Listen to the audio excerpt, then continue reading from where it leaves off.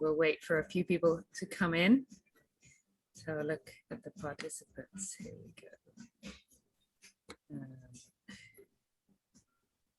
Yeah, we'll just wait for, there's the brother coming in. It's always good when you have people joining you for Barolo at 11 in the morning.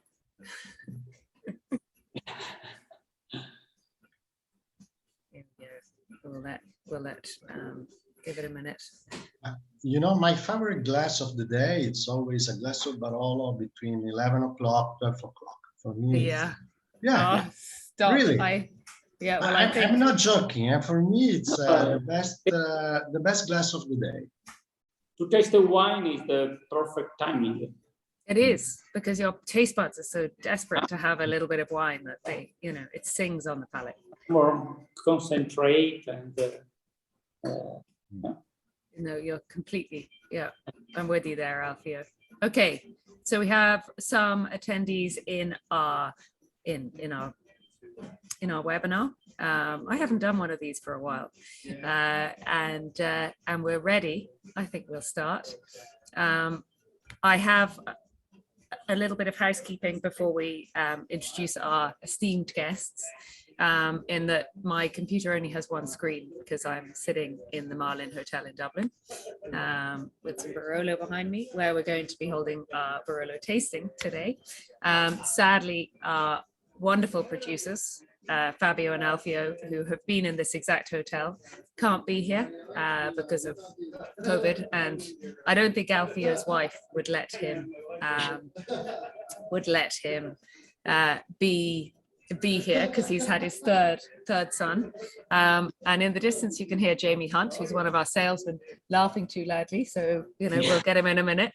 But yeah, so Alfio, Fabio, thank you very, very much for coming on our webinar today about the buzz around Barolo. We might be a little bit disjointed because my notes on my PowerPoint. So every time I show a PowerPoint, that's all I'm going to see, guys. But apart from that, I think it's going to be a really interesting conversation. If you have any questions, please just put your hands up and ask.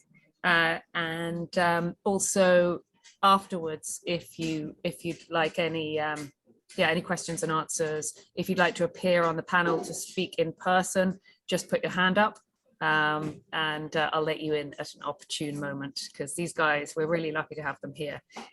They've already been drinking their Barolo. I haven't started yet. I think I need it. I sort of, it's been a busy morning here in Dublin.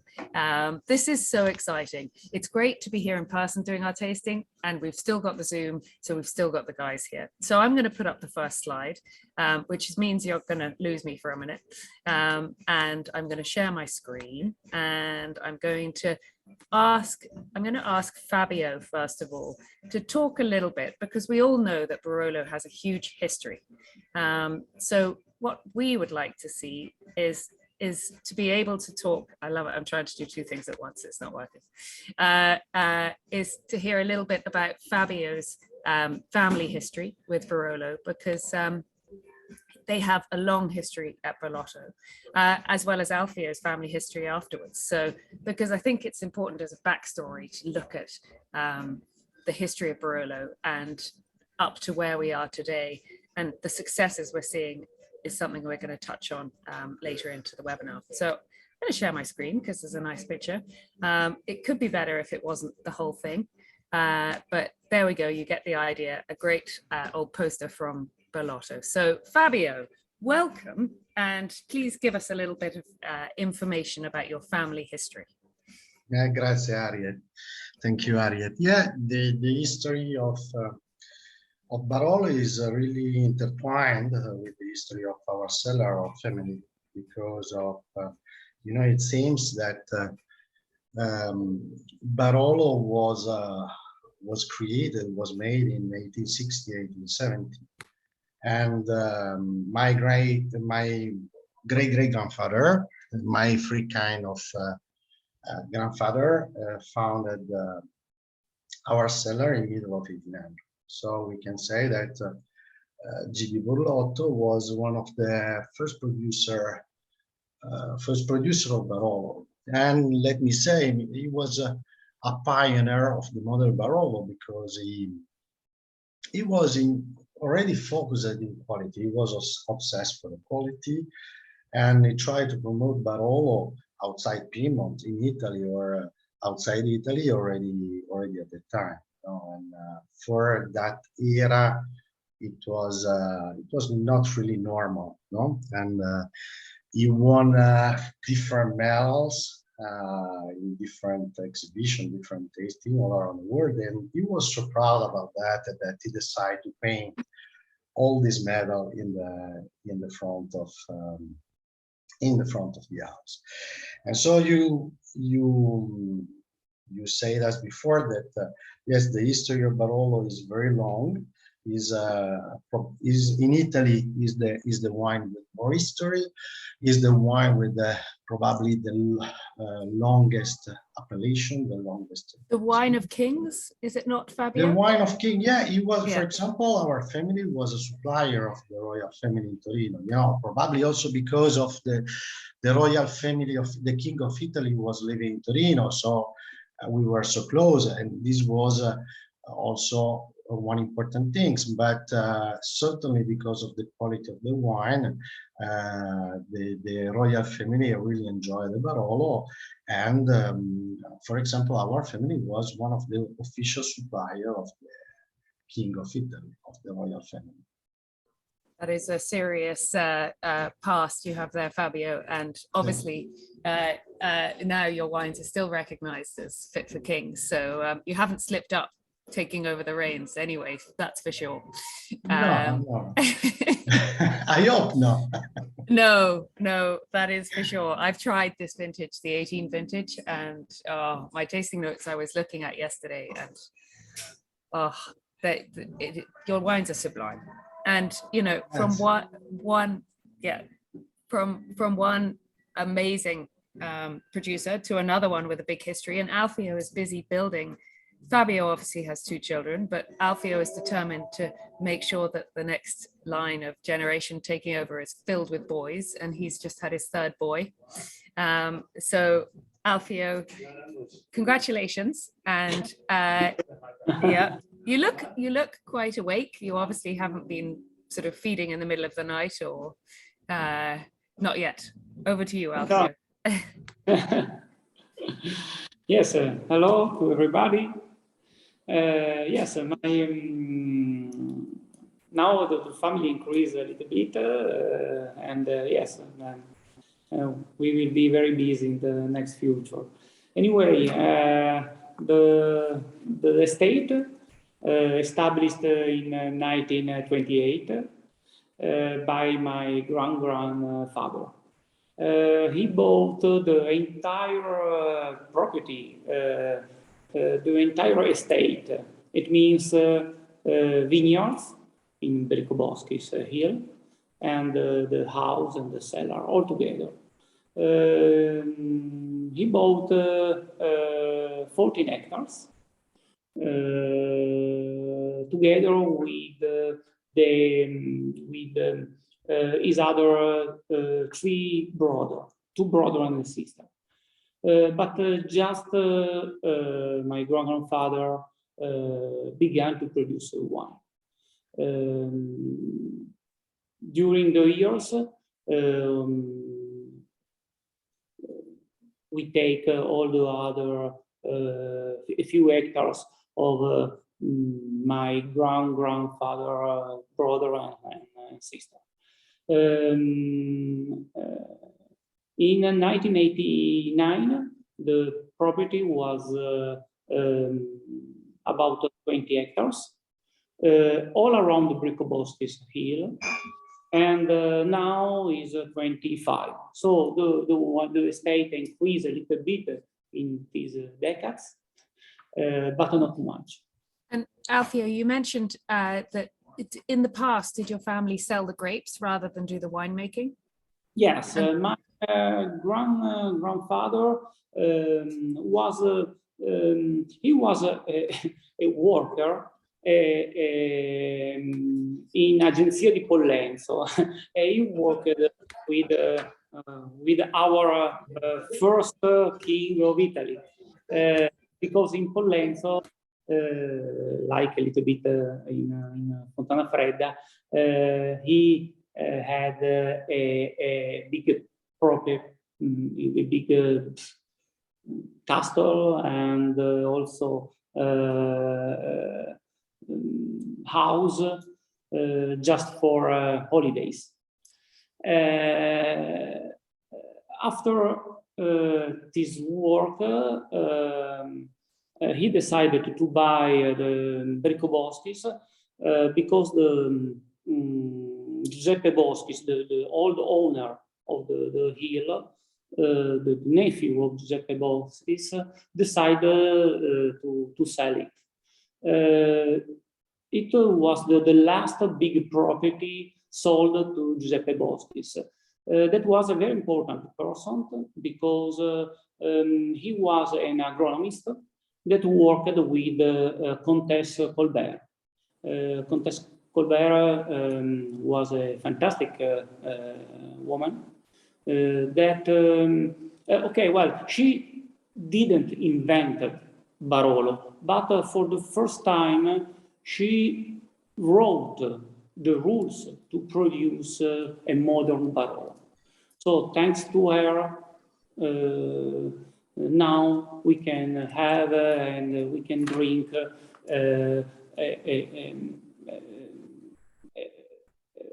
a Barolo that is a standard with years of age, how to age, how to keep, how to grow vines, and all these rules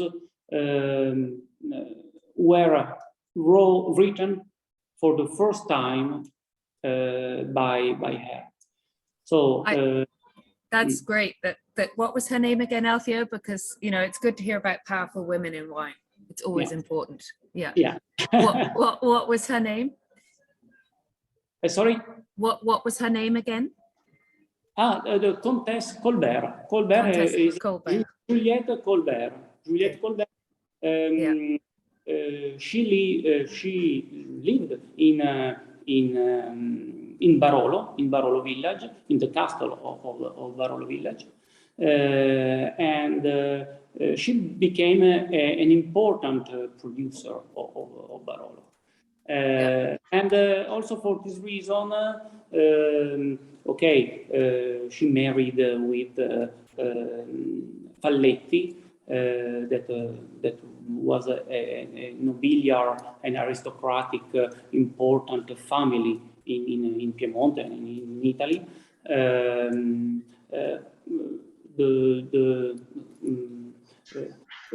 She was inside the big family of Savoy family.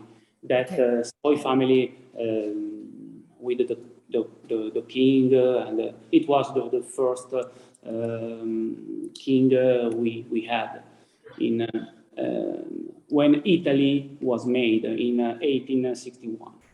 So Alfio, on the slideshow, you might have noticed I had the picture of your family, old family. Can you tell us who is on the screen now?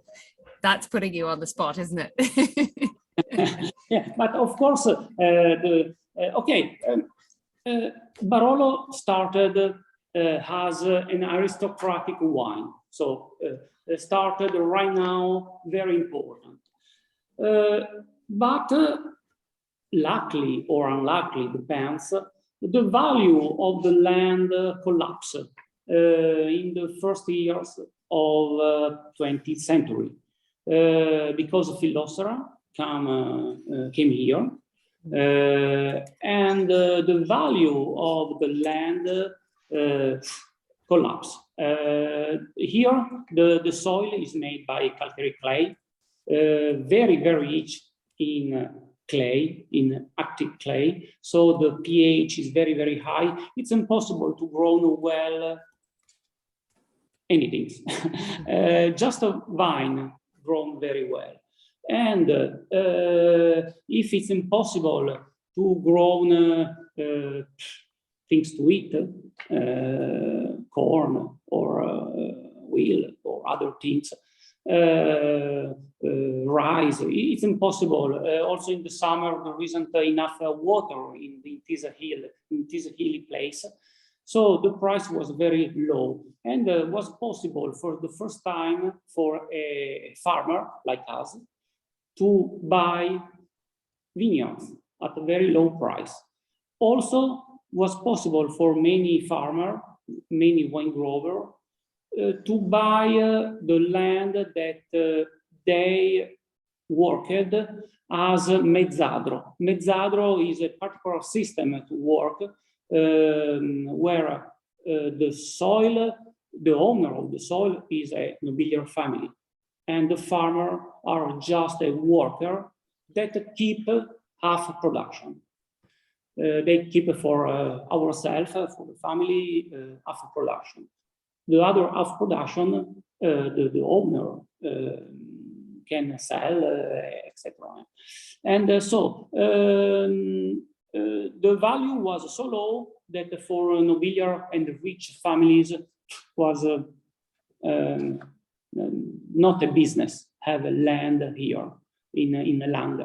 And so it was very easy for the farmer become an owner of entire vineyard. And in the 30s, in the 40s, began also before, began a particular things. So the land year after year became very, very divided, very frazionata. So the farmers, also because the families of the farmers normally were made with many persons,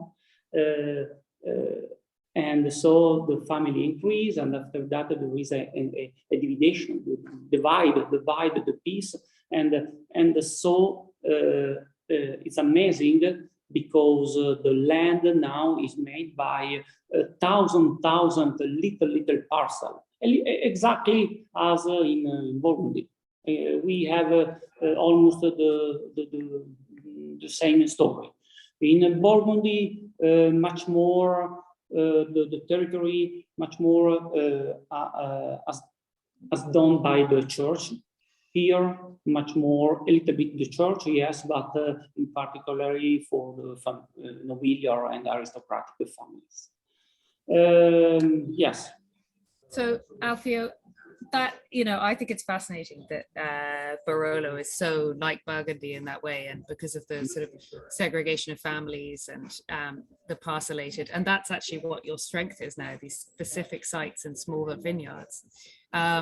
But in the photograph there, is that your great-great-granny or your great-granny, or is that just an old photo from the vineyards of Cavallotto? I found it on your website and I just thought it was wonderful. It's just a real sort of, personification of everyone in the older days getting together and working together, and a family business. Yeah. It's nice. Yeah, absolutely. But it was very hard.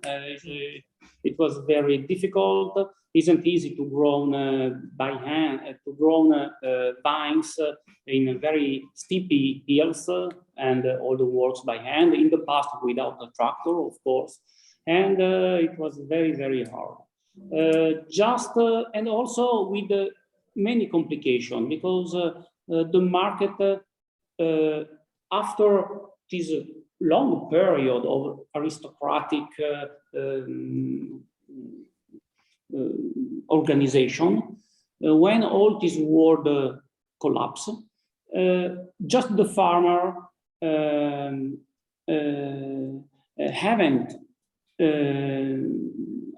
hadn't any know-how in commercialization. No. Yeah. They are a great worker, but absolutely not a businessman. Also, we had a very strong period and very difficult period in the 20s, in the 30s, with autarkia. So the state of Italy was very close with fascism, and it was impossible to export wines.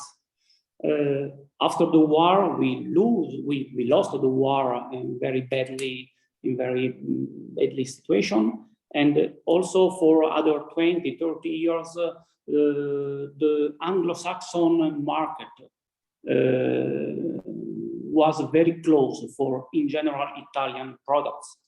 So the business increased a lot, thanks in particular to United States, that right now, after the war, in the 50s, began to import wines with a good value, because, okay, it was easy export wines for very cheaper, very cheaper wines, but expensive wine, just the United States in the first time after the war began to import. Alfio, I think the sort of cultural reasons why Barolo really struggled in the 20th century, as you outlined, I mean, you know, they had so many problems and issues, but one of the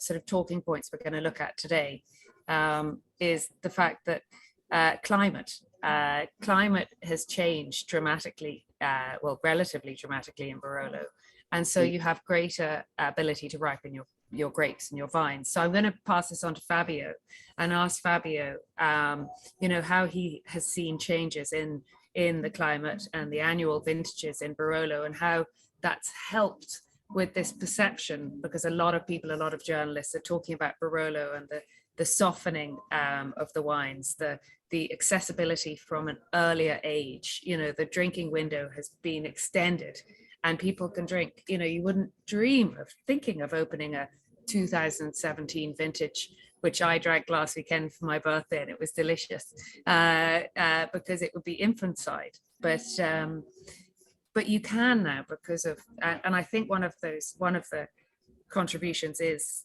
the warming of the of climate change and global warming, which is a horrible thing. But is it helping Barolo, Fabio?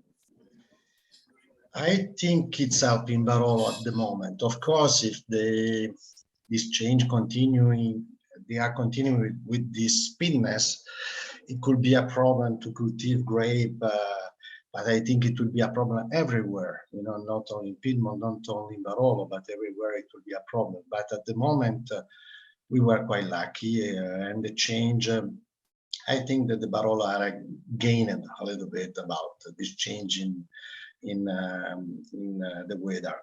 Certainly, we cannot, you know, also the knowledge that we have in the vineyard and the cellar is different. So it's not easy to compare the one of today with the wine of 40, 50 years ago, because, you know, the weather is different, but it's also different what we are doing in the cellar and in the vineyard. So it's not, we cannot just say the difference are due only to the weather, but certainly the weather helped us, especially because, you know, Nebbiolo is a grape with a very long vegetative period time. No, it's the first in Piedmont is the first variety, the red variety that sprout out, and the last that we harvest. So the weather in especially the weather in September, October is very, very important. And more and more we are having fantastic fall with fantastic weather, with sunny weather. And so today we really can harvest when the grapes are mature, and not just because of it rained for a week before and maybe another storm is arriving. No, so this for a variety like Nebbiolo, so rich in tannin and so complicated, because Barolo is a fantastic wine, very complex, but Nebbiolo, it's also not an easy variety to manage. No, it's quite complicated. No, it's the structure of Barolo is a structure of acidity, tannin, and alcohol, so that everything should be in balance. So really to have the possibility to harvest when we really think that the grapes are mature, it's very important. And I think that this gives us a much more opportunity to produce great wine. I think that if we compare, for example, the last decade the decade of from 2000 to 2010, 2020, or 2000, 2010, with a decade from the 70s, for example. In the end, in a decade, we still have just 3, 4 great vintage, what we can call great vintage. But what is really different is that now, when we open a bottle of 2011, 2012, 2014, we cannot say these are amazing vintage, the wine are incredible, but we open a good quality of bottle of Barolo. While when we think to a vintage like 72, 73, 75, these were wine quite difficult to enjoy, if you want, no? And I think for a wine lover, the consistency in quality of the different vintages is very, very important, because we can produce an amazing year, but if in the next 3 years we just produce boring wine, diluted or green, how they were some vintage in the 70s, it's difficult that a wine lover can follow our wines. While if we have a 2012 and the year later is a 13, okay, it's good, no? This is very important, I think, as you say, there's still a lot of changes in the vintages, and because we're talking about vintages and climatic difference, when I was doing my research about the 2018 vintage, which is what we're tasting here today, it was interesting because you had a very cold, wet start to the year, and then a very, very dry summer, but it wasn't hot. So you had very high pH, yet low acidity. And these extremes, or these sort of these atypical vintages, are becoming normal. And I mean, did that surprise you to see the acidity levels from that level of drought with that pH? But if you speak about specifically in 2018, I think that the high pH is due to the fact that it rained a lot. 17 was a dry year, and after the 17 we had the spring. The spring in the 18 was really, really humid. If I remember well, in May we had 25 days, something like that, 25, 27 days with a little bit of rain, no? And so this is quite dangerous and quite demanding for us. A lot of work in the vineyard to maintain the healthiness of the grape, especially for the people who work in bio, and so it rained a lot. We have our soil is in our soil there is a component of clay, and the clay keeps very well the potassium, like all the minerals and the water. And so I think that our soil kept very well the water that came in the spring. During the maturity of the grape, the plants had the opportunity to absorb a lot of water, and with the water, they transported in the grape also potassium. So this is the reason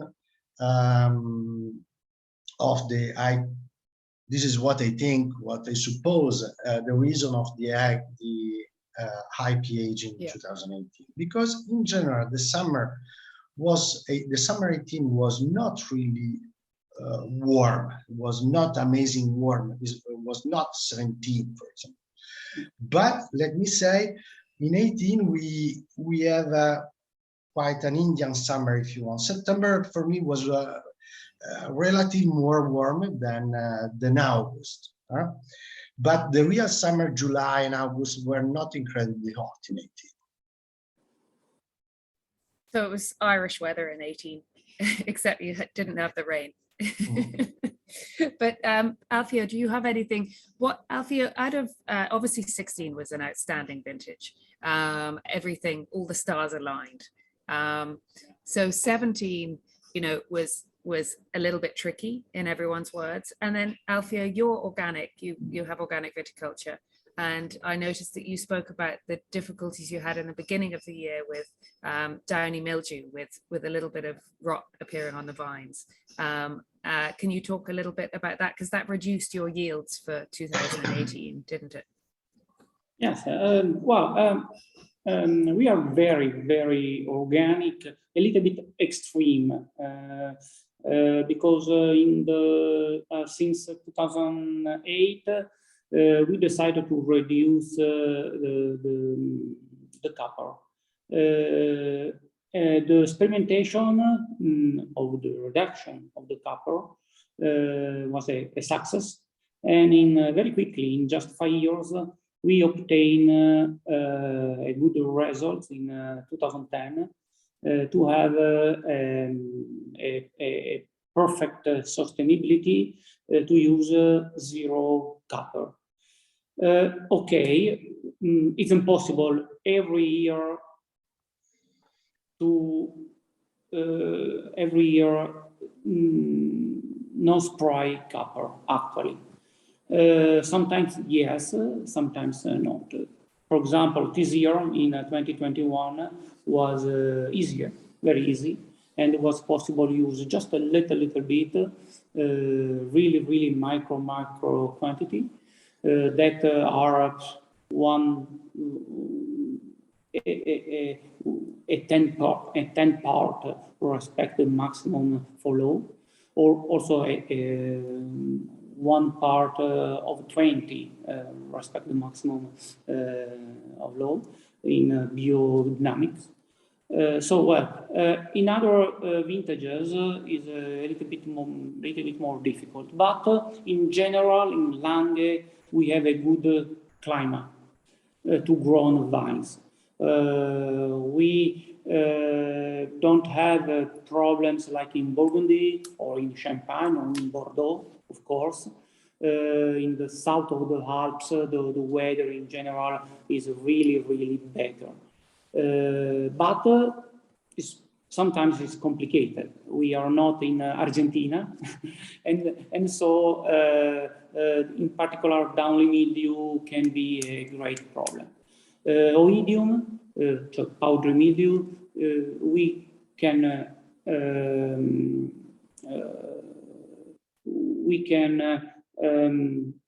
very easily keep under control by the sulfur, in particular powdery sulfur.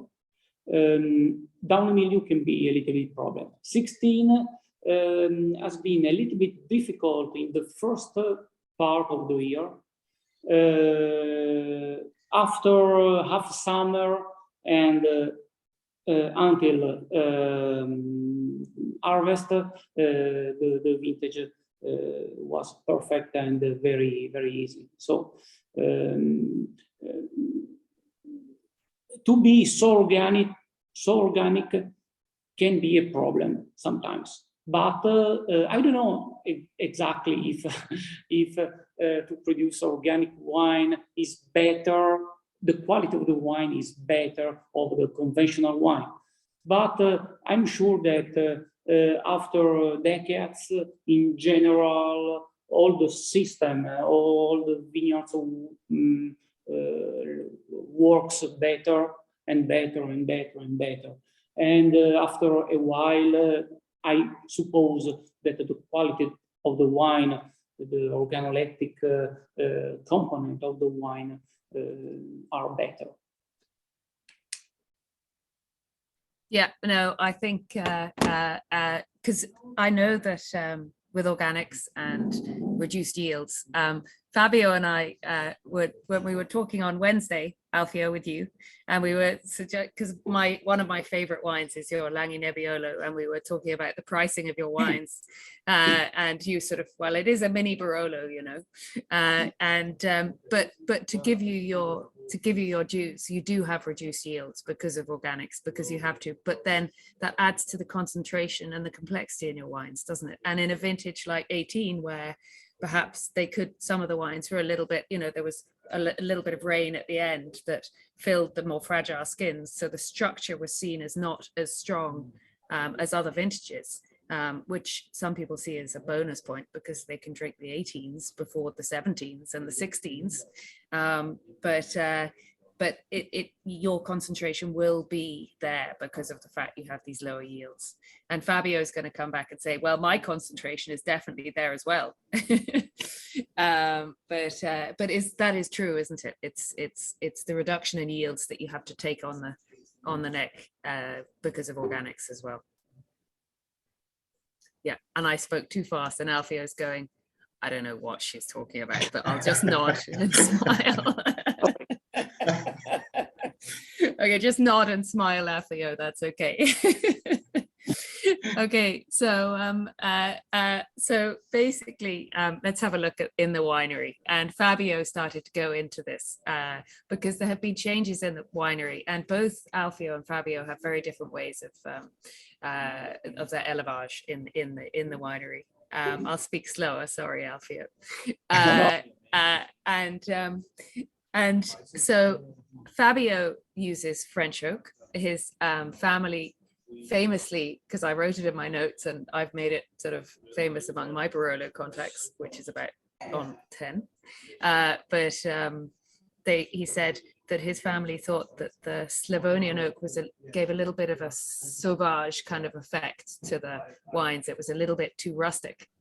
So Fabio's family go for French oak. So we're going to hear that side of the story. And then we're going to hear Alfio's side. And Alfio's family are happy with the Slavonian oak. And that's what they use there. So I'm really interested to hear about the sizes and the reasoning behind it. So I'm going to start with Fabio, and then I'm going to go to Alfio. Over to you, Fabio. But, we started to try with the French oak 25, 30 years ago because of, at the time there was a big, because, in the past, the big barrel were made in the area, were made with the wood of the area. So 150 years ago, the barrel were made with chestnut wood, no? And after, when the winemaker discovered the oak, so to me the oak is probably, it's a kind of wood that match better the wine because of the chestnut is a little bit too bitter, too brown, and is quite intense for the wine, no? And so in the area after the chestnut, all the winemaker passed to the oak, and mostly to the Slavonian oak because it was the essence more easy to get.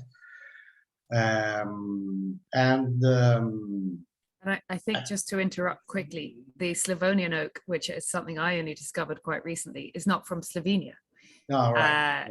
It's I was like, Jesus, I'm studying to be a master of wine. I was at that point, and I don't know this. So so for those listening, Slavonian oak is not from Slovenia. It's from the north of Croatia, isn't it? Yeah.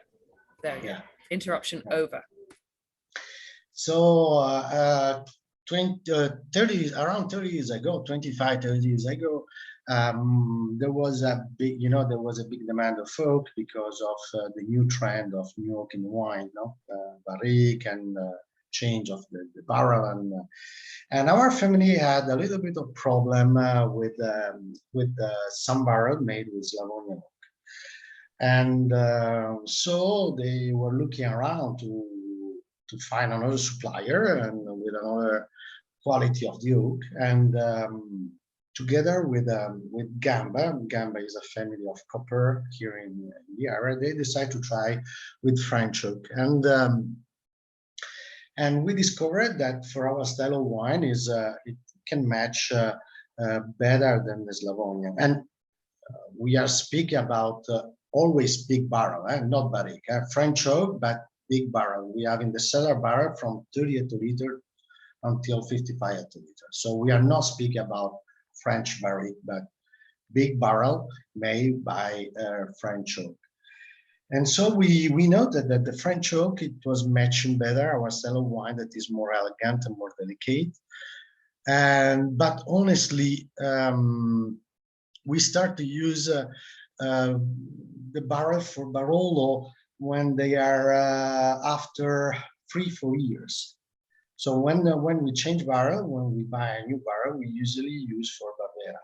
So the bigger impact is on the Barbera wine, because we really don't want to feel the oak influence in our Barolo.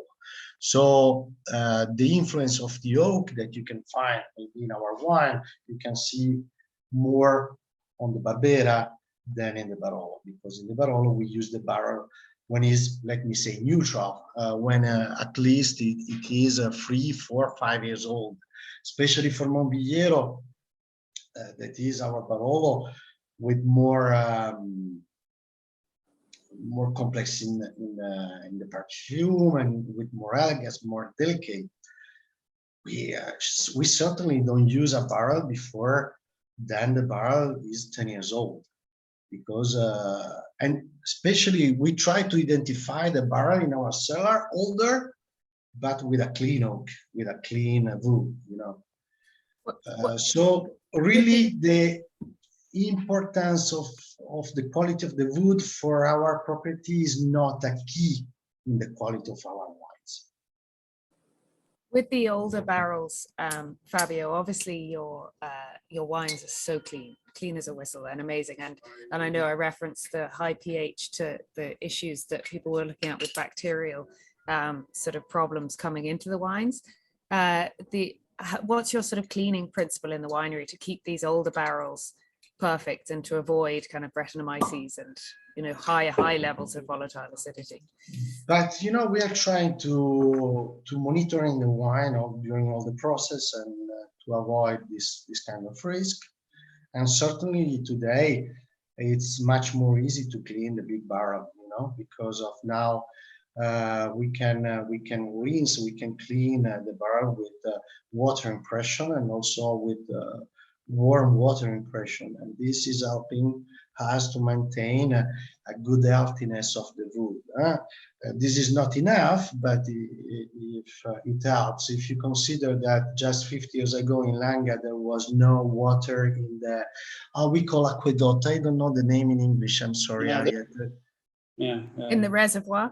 In reservoir. the Aqueduct. Aqueduct. There was no aqueduct, you know. Yeah. And we in the cellar were rinsing the barrel with a little bit of hot water in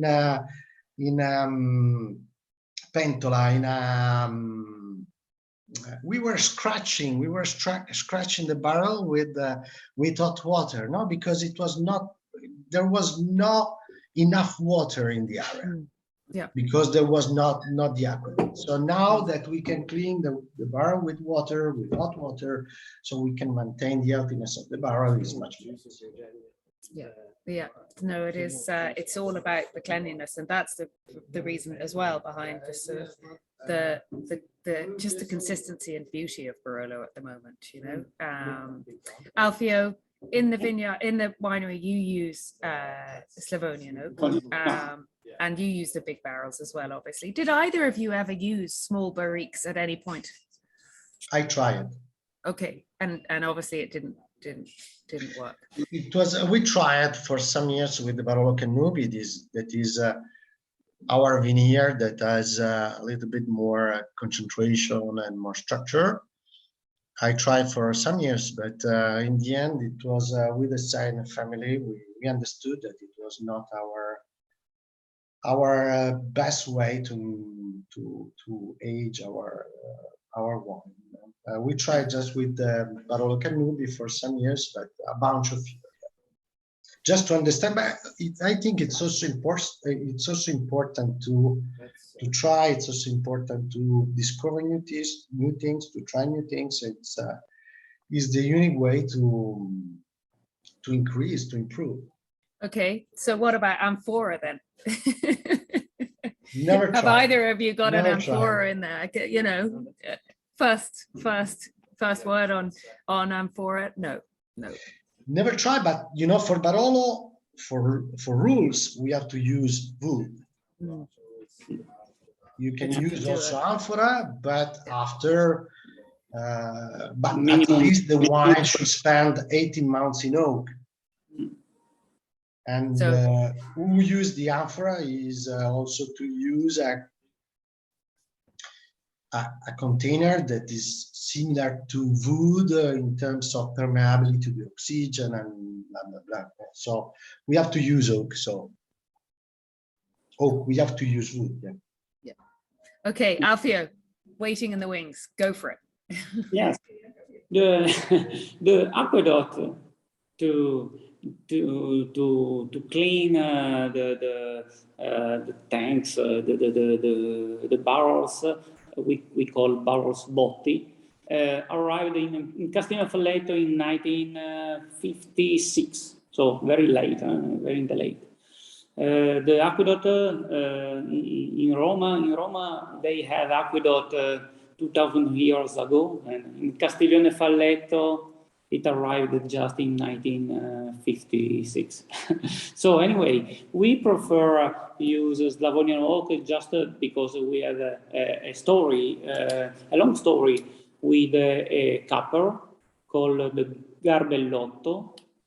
And we collaborate with Garbellotto. I'm the third generation that we collaborated together.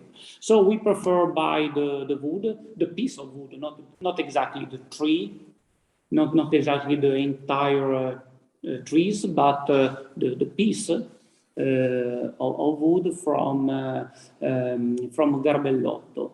And in the past was very, very difficult to buy trees, good trees of French oak. Now it's completely different. Now it's possible. But we continue with the tradition to buy exclusively wood from west side of Hungary, Croatia, and Bosnia. This big forest region is called Slavonia, not Slovenia state. And the sites, we use different sites depending what we can do. Sometimes we have vintages of Barolo very strong. It's better to use a smaller botti. Smaller botti means for us about 20 hectoliters or 30 hectoliters. Sometimes we have vintages stronger. In particular, very, very good vintages are often and a little bit too strong and too rich of tannins, in particular in the first years. So in these so strong vintages, it's necessary to use small and young barrels.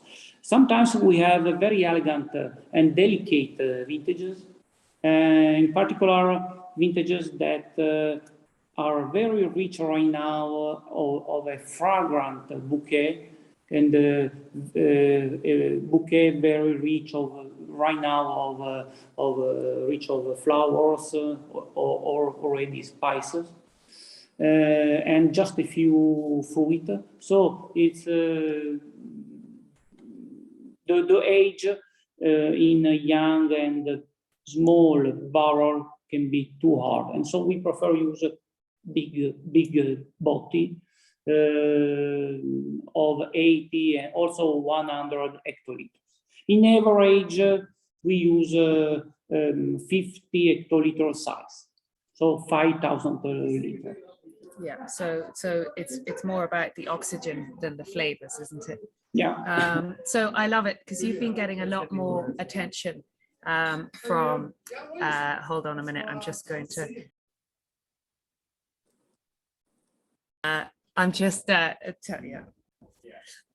So I'm just in our report because obviously Fabio gets he gets a lot of attention about his wines, which are instantly delicious. But what was interesting about your wines, Alfio, because you know your wines are massively sought after as well and utterly delicious. But this is what I found really interesting is that and you know this is because I think perhaps it's to do with the differences in oak, in that the Slavonian oak makes them a little bit sort of harder to read early on.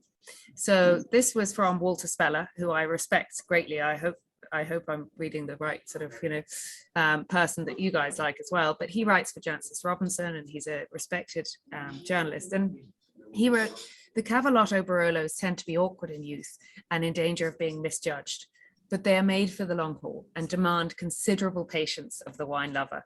If I could, I would buy the 2016 Reservas in quantity. So we have actually got the 2016 Reservas to show here today, but it's just interesting. And I do think it's a direct reflection on the oak, because French oak it's just a little bit more elegant on the wine, isn't it, Fabio? It gives a little bit more elegance even from baby stage. The Slavonian oak takes that little bit longer to come. I'm not from Barolo. I haven't been making wine for centuries, but I'm just, I've learned about it. And this is what my take. Am I right? Am I wrong? Fabio looks very serious. Yeah. No, Harriet, I think that if you want to ask, my idea is that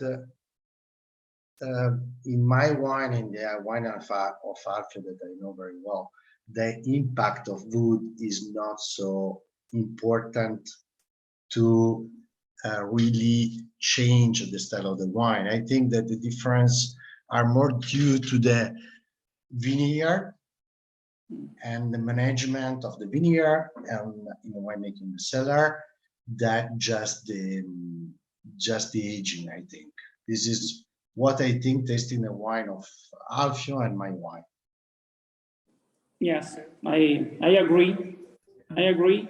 If you feel something more in the wine, something more that remember you wood or the kind of age, can be a mistake, can be an error of the wine producer. If you drink a wine and right now in your mind you start to think, oh, there is something toasted, there is some taste of food, some characteristic, probably there is an error, there is a mistake of wine producer that put too much taste of something that isn't great in the wine. I don't know, in the past, in the 90s, all of us speaking about the kind of age, barrique, no barrique, tasted wood, toasted wood, not toasted or burned wood, very old barrels or very young barrels, etc. Now we speak much more about the terroir. We speak about the crus, the kind of vines, the clones of vines, and in general, it's much more important the terroir in general than the kind of age. About the same things in vinification. Now, many wine producers are speaking, in my opinion, too much about the style of vinification. Of course, the vinification, the maceration is very, very important, in particular for a Barolo that is a structured wine, a rich wine rich of tannins, etc. So the maceration is very, very important. In my opinion, is our goal is to arrive to have an elegant wine, and we try to keep the quality the quality of the grapes Alfio, as Fabio was saying, and you were both agreeing, it's the vineyard site expression that you're looking for. And Nebbiolo is the master of that definition of terroir. And so you talk about the maceration. It is very much, I mean, we've been focusing on the oak and gone down that avenue, but that is a really important point you made about the maceration and the treatment of the skins during fermentation and even before fermentation, and also the temperature of fermentation, because that all affects the extraction of tannins, doesn't it? And did you find with 17 obviously was highly tannic, and 18 is far less tannic because it had thinner skins. So did you have to change your extraction methods? We're going to have to speed up a little bit here, sadly, because it's great. We've got some tasters waiting to come and try your wines. So Alfio, just a quick thought on that, and then I'm going to ask Fabio. Perfect. Yeah, no, of course, we change a little bit. In particular, we go back a little bit what my father, my grandfather made in the past, and we substitute completely the pumping over to a system to submerge the cup very slowly and in very delicate style, and it's possible work 2, 3, 4 times per day to submerge the cup very softly. The pumping over was a modern technique in the 60s, also thanks to the electrification of the system to pumping wines. Was possible the pumping over. Was possible use the pumping over, no more push the cup down, also because the tank of fermentation became very big. And so in very big tank, it's impossible to push down all this quantity of skins. And so now, thanks to some machine, it's possible to push the cup down also in bigger tank. It's okay, it's better to have a much more constant maceration. Not right now, a strong maceration right now, but we can have a very long fermentation, about 25, 28 days, could be 32, 38 days. In Castiglione Falletto, in general, the tradition is 1 month of fermentation. It's about 20. This is the key, isn't it, with Nebbiolo, is the long fermentation. Fabio, do you also have a long fermentation for your wines? I see. We for Monvillero, we can arrive to 2 months of skin contact with using our cluster, so we don't miss them usually Monvillero. While for the other Barolo, it's around 20 days, yes. But Ariet, I think that, for example, in the cellar, we try to choose different technique for different vintages and for different vineyard, and I think it's important, no? But you know, as you say, the 17 is much more tannic than the 18, and in the cellar you can do whatever you want. But in the end, what the beautiness of the wine is that you cannot change so much in nature, no? And the 2017 are much more different than the 2018 because of the different weather. And this is the beautiness of the wine. We can do a little something in the cellar in order to just change a little bit, and we try to avoid the extreme things of the vintage. But in the end, it's very nice that every vintage shows different, no? And, I think it's great. I love the fact that you can choose your vintages to drink, because you know, some of us only started collecting Barolo recently, and we don't want to hit the 16s yet. It would be a pity. The 17s are a little bit tough around the edges. Well, not too tough. And then the 18s, do you think they'll drink earlier than the other two? For my palate, I adore the 18 to drink from the beginning of the life. They are so crunchy, so elegant. The tannin are completely in balance. They are open. They are not too close. So certainly, I would drink before the 18, then the 17, the 16. And in many cases, the 16, they were deep, they were concentrated, but not too much tannic for what I taste. So in the 16 there is the concentration, but there is also a very nice harmony. The tannin are completely mature, and so there is the concentration is in the wine, but the wine are not so undrinkable because of the active tannin. Certainly, if you wait a little bit, you can obtain a little bit more complexity, but the 16 were not so undrinkable from the beginning. And I think that's what's wonderful about, I call it modern Barolo, but that's not to be confused with the modern Barolo that was in French barriques for a short time. But it's the, everyone, sorry, we're running over our hour. So Fabio's busy, Alfio's busy. And you know what's really nice is that our tasting room here at the Marlin Hotel is getting busy. Well, not busy, scary COVID busy, but busy, nice, enthusiastic tasters busy.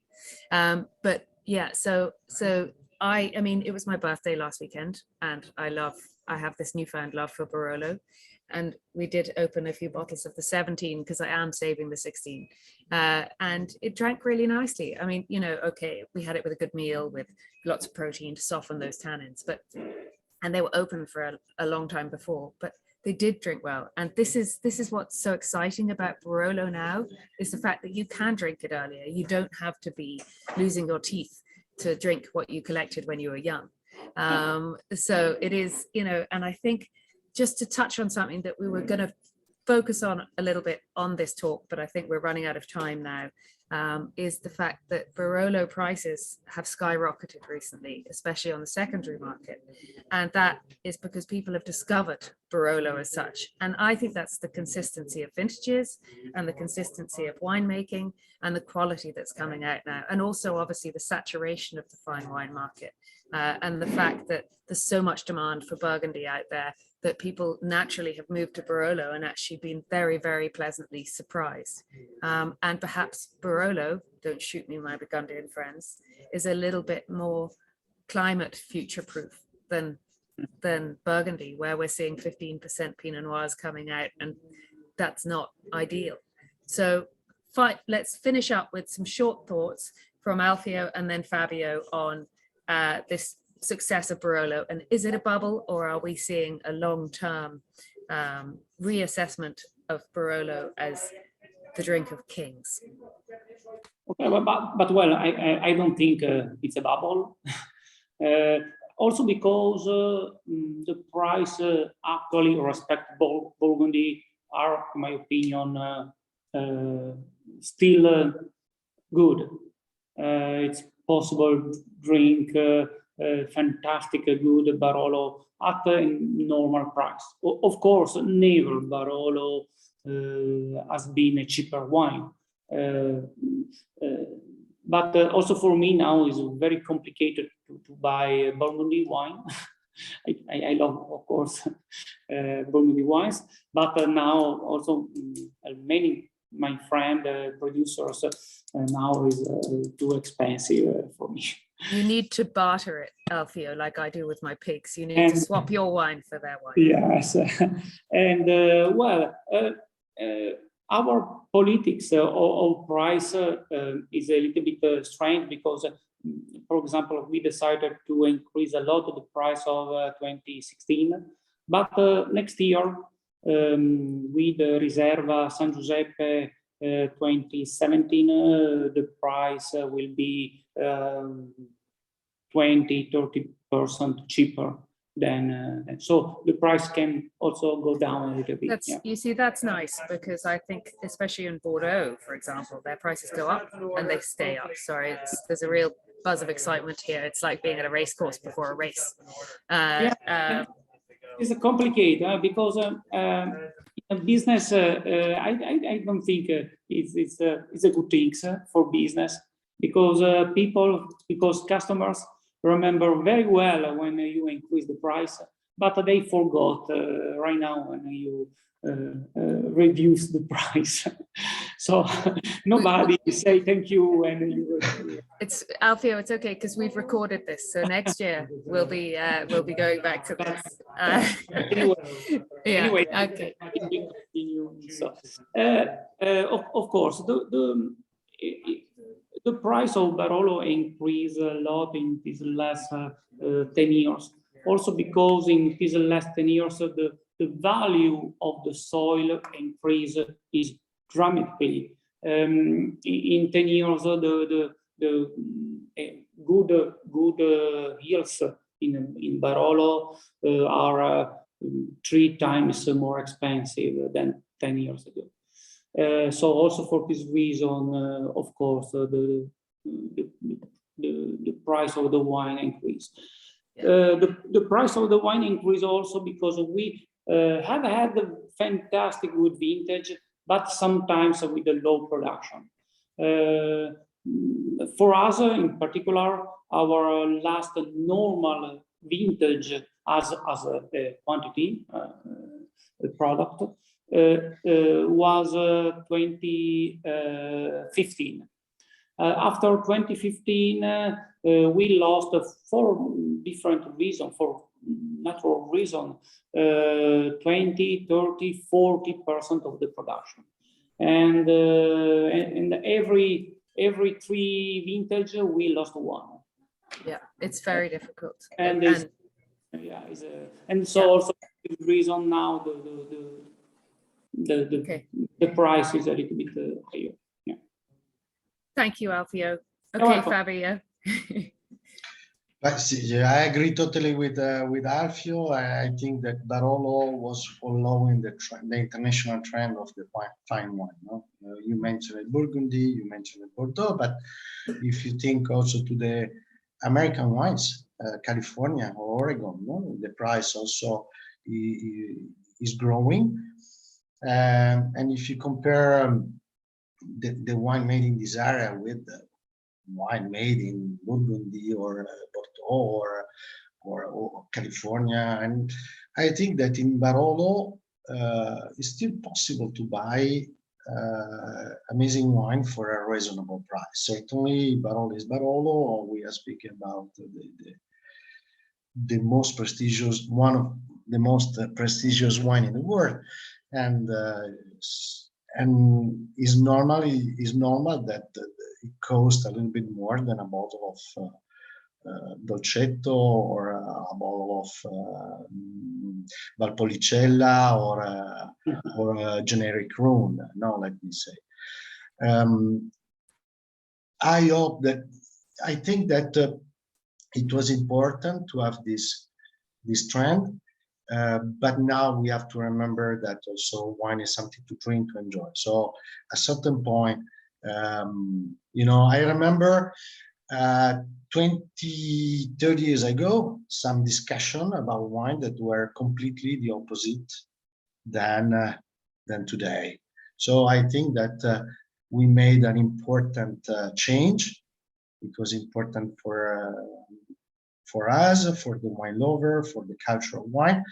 And now I think that it's important to remember that at a certain point, the wine is something to drink, something to enjoy, and the price should be comparable to the quality of the wine.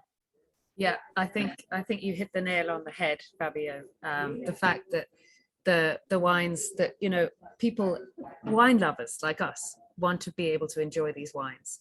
The secondary market makes it quite difficult, especially with your wines, Fabio, to actually access those wines unless you buy them directly from the importer like us, as in if you come to us. And it's sad, I think, that we're losing that ability to have these fine wines that will age beautifully because of people who use them as a little bit of a sort of a status symbol, if you like. So we've all got to work hard to keep these wines grounded so that everyone can, as you say, continue to enjoy and continue to drink them. And it's really important because that's why we're all here today. And that's why we've got a hum of people here excited about their wines and tasting their wines in person. And that's why next year, when you all come back over for your nice night out in Dublin for the tasting, we'll have that same feeling of enjoyment and looking to the future, because that's what wine's all about. So guys, thank you so much. I know we didn't cover some things that we wanted to cover or go in depth to other points, but is there anything specific you'd like to say to sum up before we go? Fabio? I think we were speaking about everything, nearly everything, you know. I don't know. It's, You don't feel any urge to say anything about anything? No, that's good.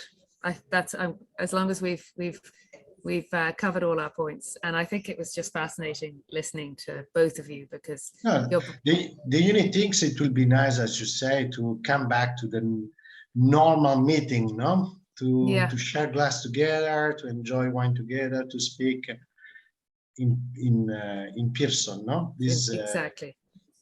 Yeah. This is the best augurio wish, the best wish I can tell in the end. So guys, while we're recording, so we'll see you in Dublin next year, yeah?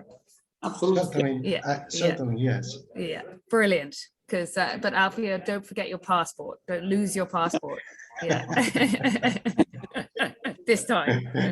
Alfio left his passport in Donahue's pub last time. It's complicated because after 2 years close in the house with the children, yes, I would like take 1 week away. Yeah, that's what I was saying. Exactly. He'll be here for the week. That's good. We'll see you then. Okay, guys, thank you very, very much. And your wines are all here showing today. There's lots of people tasting, which is brilliant. And we look forward to seeing you here next year. Thank you very much. And thanks for listening, everyone. Thank you to you, Ariel. Ciao. Ciao, ciao, ciao, ciao, ciao, ciao, ciao.